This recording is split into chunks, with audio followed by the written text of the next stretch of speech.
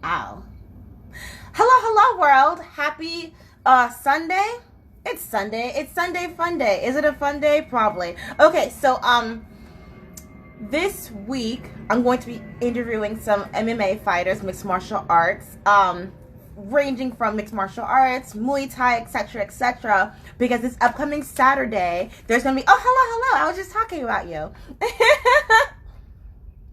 So yeah, this Saturday there's going to be an MMA fight and match in Orlando, and I definitely hope to see you there. It's going to be obviously Halloween themed, so bring your costume and say hi to me. Don't be a stranger.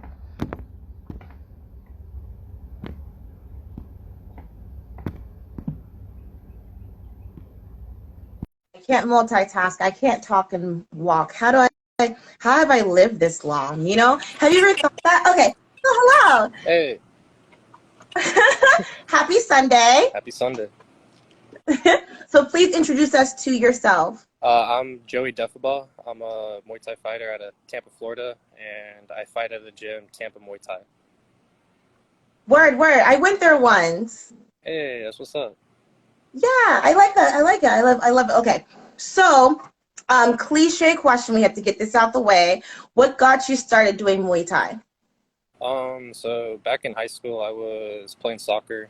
I kind of got, I guess, not necessarily bored, but playing like team sports, wanted to switch something up. Wanted to learn some self-defense, and then I got into my mom's like personal trainer gym, and he knew a guy that did kickboxing, Muay Thai. And he was the first one that showed it to me, and I think translated from soccer over, I could kick really well, and it was addiction from like day one. That makes sense. That makes perfect sense with the kicking. Okay, that makes perfect sense. Okay, so how long have you been training in order to prepare for this upcoming match? So for this Saturday, I started about 6 7 weeks out ago, just for the training, and all in all, yeah, I've been training not for fights, but in general since I was 16. And how old are you now?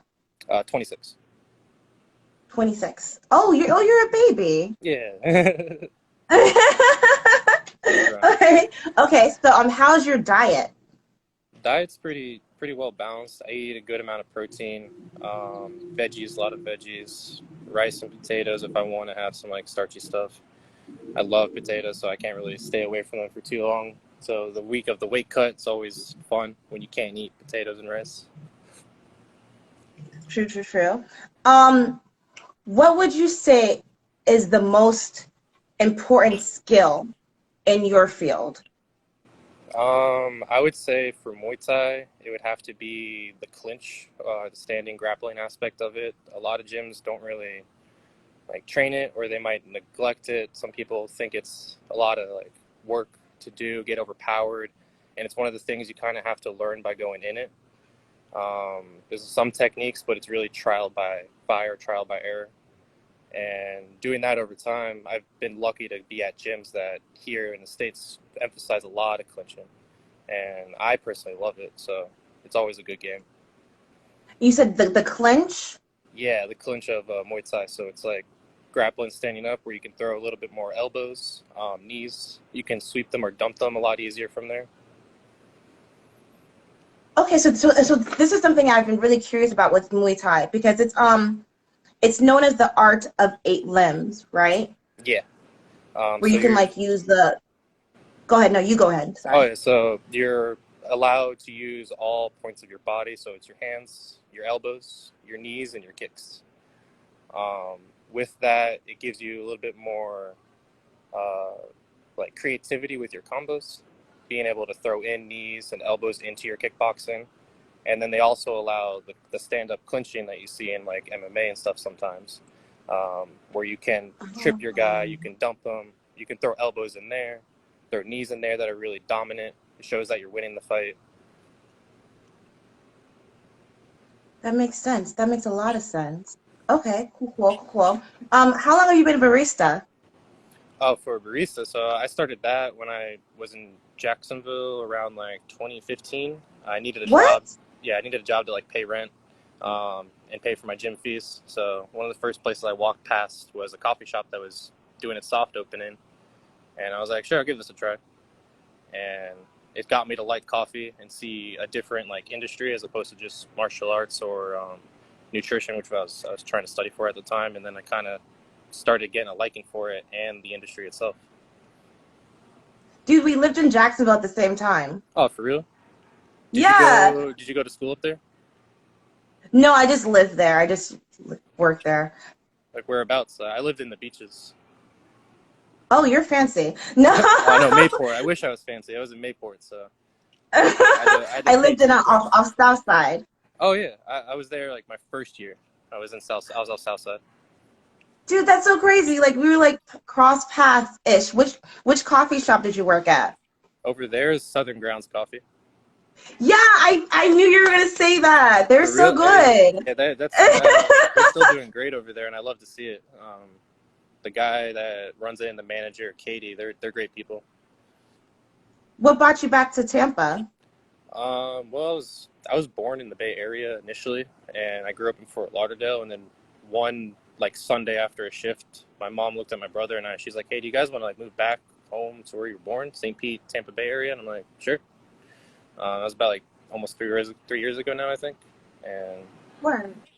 loved it ever So since. you I lived in actually get like to. all the major cities.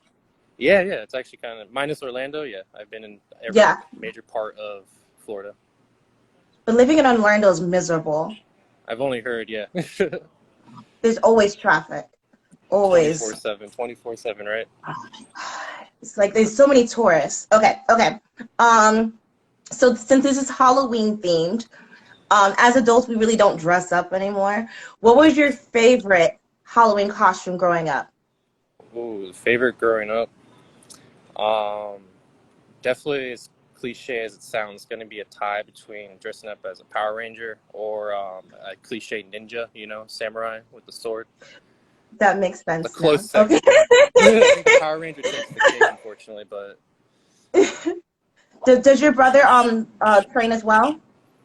no, he's more so into like weightlifting, doing like compound lifts, and does like I think it's lab tech at a hospital or something. So he has some free time, but it's usually only for to do his own workouts. And he's always asked me about it, but I keep trying to push him. So you come from a very active family. Oh yeah, I would say so. My mom played tennis in high school. My dad has always been like he's still active, like as a like I think almost 70-year-old adult. He's still moving around and does his own work and stuff. He's like 70? Yeah, and he owns his own business and he does all the work for it himself. So. Jeez Louise. Oh, wow. Okay. So if you could be, let's say that this is a fictional world, right? Okay. If you could be a superhero or a villain, what would you pick? Between a superhero or a villain? I don't feel naturally as a superhero, as a martial artist, wanting to help out people, Yeah. Being involved in smaller communities and seeing kids grow up and finding Muay Thai, or even if they just wanted to do MMA or Jiu-Jitsu and seeing them progress. I think that was very fulfilling to watch and being a part of that process for not only kids, but even younger adults. All right. That's awesome. That's a beautiful answer. Okay, so I don't know if you saw this, but right now there's a group of influencers who are trying to create their own UFC in order to take it away from the monopoly that Dana White has created. What are your thoughts on that? So I've looked and read into this a little bit, and I actually think it's phenomenal. I think there needs to be a push to get not only amateur fighters more recognition, but up more through the scene, but additionally to give professional fighters, stuff like health insurance, better pay, better opportunity to network themselves with companies so they're not getting stripped of sponsorships or anything like that. Because there's a lot of guys that we're starting to see now, deteriorate into their 40s and 50s, and there's no real pension for them from the UFC. So I think that's. I heard that if you don't win, you don't get paid. Is that true? For what aspects? If you're doing a UFC match, other than your sponsors, whatever, like if you don't, or even like there's a clause where if you don't win the match, you don't get paid at all. Is that true? Oh, you might not get your win bonus for those fights if you're professional. But like if you're Mm-hmm. amateur fighters don't get paid anything unless they have maybe like a sponsor on the side or something like that. But we don't get like amateur fighters. We don't get anything. We just do it for the fun. This is fun. Yeah, most people that I know, like Muay Thai fighters, kickboxers, we definitely get the bottom of the barrel. So we like it for the entertainment, the martial arts aspect of it, trying to be a ninja in the ring for 6-9 minutes, however long it is. True, true, true, true. Okay, so where can we like you, stalk you, follow you, all that fun stuff? Sorry. Where can we like you, stalk you, follow you, all that fun stuff? Oh, so for me, it's mainly on my Instagram here at JoeyDD19. That's really I post all my stuff on my martial arts, anything that I do outside of that. Separate from that, you can check the Tampa Muay Thai page. We post a lot of our stuff there. And then Fighter Cartel is the people that help make me shirts. So they have a lot of good stuff for local fighters and amateur fighters to help promote them and help give them a little bit of revenue for their fights and stuff, So those would be like the three things I would say to find and reach me at. I was looking at those shirts. They look so cool. Oh, yeah, I actually have one on right now, the Florida Muay Thai. And That's the one I want. Yeah. That's the one I want. Yeah, she still has. You just gotta go on the website. They'll pump them out. It's owned by a lovely lady named Lee Barnes. So. And then oh, did you freeze or did I freeze? Oh no. Okay, so oh no, can you hear me?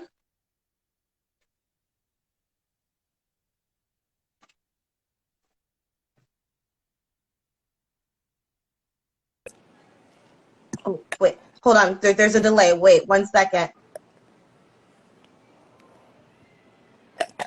Can you hear me now? Yes, perfect. Awesome. Okay, final question, and then I'm gonna let you go. So you know the popular quote from Bruce Lee, how you should learn to flow like water. Do you Yes. find it easy to flow while you're in a match? There's definitely a lot of nerves going on, but with the training that you get ahead of time, you stick with it. A little bit of a warm up, some meditation. Once you get in there, you have to just flow like water. You can't be stressing about what's going to happen. You kind of just have to move with it. You rely on what you've learned, what you've trained on, and just flow for the fight. It's 6 minutes of fun, so I wouldn't worry about trying to stop or hesitate. Just be like, like Bruce Lee says, be like water, crash if you need to, flow, stay become stable if you need to, no flow. It's really up to you as the fighter to, sit in there, find your state, find your calm state of mind.